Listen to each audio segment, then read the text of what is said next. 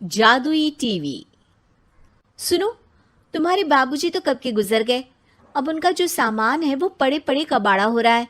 बेच ही दो, कुछ पैसे आ जाएंगी। बात तो सही है। अगले संडे फुर्सत में यही करेंगे। अगले संडे रोहित सारा सामान कबाड़ी को घर बुला के दे देता है। तभी उसकी नजर बाबूजी की पुरानी टीवी पर जाती है, जो इतने सालों तक कूड़े में पड़ी थी, फिर भी चमचमा रही थी। टीवी तो देखो, जैसे एकदम नई हो। हाँ, बाबूजी को टीवी देखना बहुत पसंद था। उनका सपना था कि वो टीवी पे आए। एक बार मौका भी था जब वो अपने गांव के गाने सुनाने किसी चैनल पर जाने वाले थे, पर मैं और मेरा भाई लड़ पड़े और बाबूजी को घर पर ही रुकना पड़ा। चला के देखें क्या? हाँ हाँ, क्यों नहीं, देख लेते हैं। पर शायद ही चले। बाबूजी ने उस लड़ाई के दिन के बाद टीवी देखना ही छोड़ दिया था।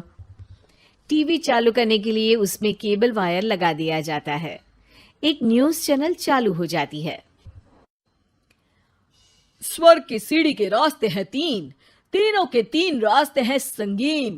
पहला रास्ता है सांप की बीन, दूसरा रास्ता घर में बिछा कालीन, तीसरा रास्ता कलकत्ता से चीन।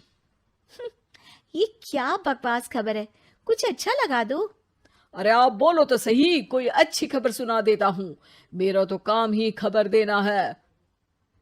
अरे बाप रे, टीवी बात कर रही है। हाँ, ये न्यूज वाला मुझसे। हाँ हाँ, आपसे ही तो बात करूंगा ना, आपके घर में हूं तो। अरे, ये सपना है क्या? तुम हमसे बात नहीं कर सकते? अरे सपना नहीं भाई साहब, ये टीवी जादुई टीवी है। बोलो, क्या खबर सुननी है, वरना ब्रेक लेने का टाइम आ जाएगा। सुप्रिया घबरा के टीवी बंद कर देती है। वो क्या था?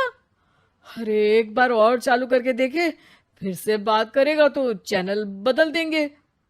सुप्रिया फिर टीवी चालू कर देती है।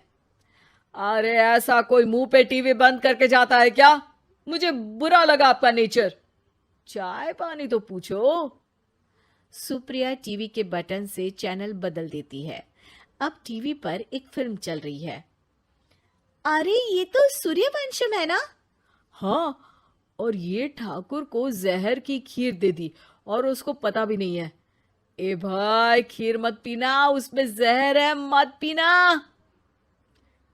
ठीक है महाशय, जैसा आप कहें। हाँ। अरे, आपकी बात मान ली, पूरी पिक्चर ही अब तो बदल जाएगी। मतलब ये सच में जादुई टीवी है? तभी वहां कबाड़ी आ जाता है। भैया, टीवी के 150 रुपए दूंगा, चलेगा? अरे 1.5 करोड़ में भी ना दे तुमको ये टीवी हम। अरे 1.5 करोड़ खरीदने को होते तो तुम्हारे घर में ये पानी चाय नहीं पीता, अंबानी या टाटा के घर बैठा कोल्ड कॉफी पीता। रोहित कबाड़ी का हिसाब करके उसे वहां से चलता करता है और अपने भाई शशिकांत को फोन लगा के बुलाता है। शशि थोड़ी ही देर में वहां पहुंच जाता है। क्या हो गया भैया? अरे बाबूजी का टीवी याद है? हाँ हाँ, जिसमें घुसे रहते थे हमेशा वो, और अपने को कुछ नहीं देखने देते थे। अरे वो अब जादुई टीवी बन गया है। भैया, आपकी बकवास करने की आदत अब तक नहीं गई। अरे आपके घर में बच्चे हैं, अब तो बड़ों जैसी बात करो। रोहित जाके टीवी चालू कर देता है। टीवी पर एक जादू का शो हो रहा है जिसमें एक जादूगर है। अब मैं अपनी टोपी में से कबूतर निकालूंगा। श्रिंग ब्रिंग शरिंग बम फोपा फुफी फुफा बाउ। टीवी से कबूतर निकलता है और शशिकांत के सर पर आकर बैठ जाता है। भैया, ये क्या हो रहा है? भैया इसे उड़ाओ। ए कबूतर, जा जा, कबूतर चल निकल। अब मैं टोपी में से सांप। सांप सुनते ही शशिकांत कांप जाता है और भाग के टीवी बंद कर देता है। भैया, सॉरी भैया, मैं समझ गया ये सच में जादुई टीवी है, पर एक बार और ट्राई करते हैं। पर भाभी, कोई दूसरा चैनल लगाओ। हाँ, जिसमें डर ना लगे। सुप्रिया टीवी चला देती है और न्यूज लगा देती है। अरे कितने दिनों बाद मुझे याद आया, बताइए क्या खबर सुनाओ। और ये नया आदमी कौन है? ये मेरा भाई है शशिकांत। ओह यस, वही है ना जिससे तुम लड़ लिए थे किसी बात पे, और तुम्हारे बुढ़ाओ पिताजी गुस्सा हो गए थे और टीवी को संन्यास दे दिया था। हैं? तुमको कैसे पता ये सब? इस टीवी में रहने वाले आदमी से लेकर कबूतर तक को तुम्हारे बाबूजी और तुम्हारी बातें पता है, इसलिए तो ये जादुई टीवी है। ये टीवी क्या कर सकती है वैसे? तुम जो मांगो दे सकती है, कहानी बदल सकते हो, खबर बदल सकते हो, कोई चीज मांग सकते हो। अरे भैया, ये टीवी मैं लेके जा रहा हूँ। बाबूजी का लाडला तो मैं ही था ना। अरे ऐसे कैसे? मैं बड़ा बेटा था, अब तक मेरे घर में टीवी थी ना। अब तक कहाँ गए थे पिताजी के लाडले?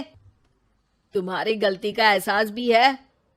अरे भैया, ज्यादा ना बोलो वरना भूल गए आपके दांत तोड़ दिए थे मैंने उस लड़ाई में। मेरी बीवी के सामने मेरी बेइज्जती करता है। रुक दोनों भाई हाथापाई पे उतर जाते हैं। रुक, बताता हूं तुझे कि कौन बड़ा है। अरे छोटे का दम तो देख लीजिए आप। ये खबर आपके बाबूजी को देता हूं। तभी टीवी अचानक बंद हो जाता है। अरे शायद टीवी नाराज हो गया। और लड़ लो, आए बड़े खली बनने। टीवी से एक तेज रोशनी निकलती है और टीवी में बाबूजी दिखाई देते हैं। बापूजी आप? इतना चकरा क्यों रहा है? अपने बाप को नहीं पहचानता क्या? ये तो ऐसा ही है बाबूजी। प्रणाम बाबूजी। अरे चुप कर, तुम दोनों ही उल्टे हो। तुम्हारी वजह से मैंने टीवी में आने के सपने को छोड़ दिया, तुम्हारी लड़ाई की वजह से। और तो और, जितना मैं अपनी बीवी को नहीं देखता था उतना टीवी को देखता था, वो भी छोड़ दिया तुम दोनों की लड़ाई की वजह से। और अब मरने के बाद जब मैंने टीवी को जादुई टीवी बना दिया तो भी तुम इसका फल लेने की जगह लड़ रहे हो। अरे तुम तो लायक ही नहीं हो, अब तुमको बाबा जी का ठुल्लू भी नहीं मिलेगा। बाबूजी चले जाते हैं। टीवी बंद हो जाता है। रोहित और शशिकांत गिड़गिड़ा के टीवी के सामने हाथ जोड़ के बाबूजी को बुलाते हैं, पर टीवी सिर्फ धुआं निकालता रहता है।